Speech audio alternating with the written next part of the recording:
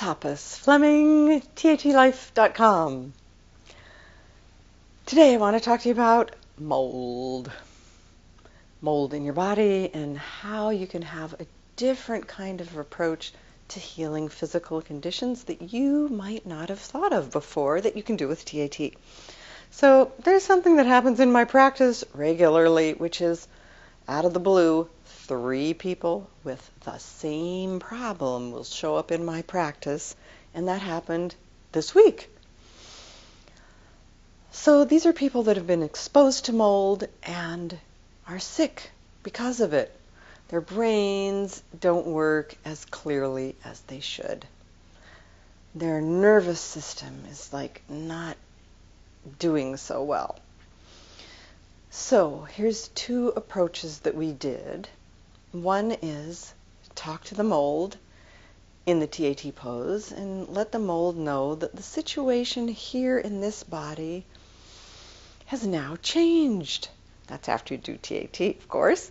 Has now changed, and so it's not going to be so happy living here anymore. It's not a hospitable place for the mold. And the second thing is doing TAT for everything that led up to all the conditions in this body that made it a great place for mold to thrive. So those 2 things made it so that those 3 clients said, wow, I feel better now. So I'll find out for sure after some time passes and I see them again. But I want you to know 2 things. One is that an approach to your health is making a better environment. And you can do that without ever knowing what made the environment not so nice.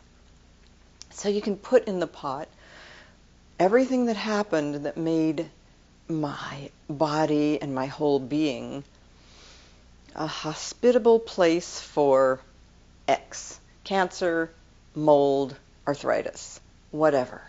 You can do that, and that is likely to help you feel better. The other thing is you can talk directly to your cells, to your heart, to any portion of your body that you want to. And if you have thoughts like, well, that's not possible, then just do the pose with the thought, it's not possible, or that's not possible. And then, well, it's possible. You can be thinking it's 1 chance in 100 million, but it's possible. That's okay, because that 1 in 100 million chance is enough to get your foot in the door and for the communication to actually happen in your whole system. So I hope this helps you have a new approach to having a more vibrantly healthy life.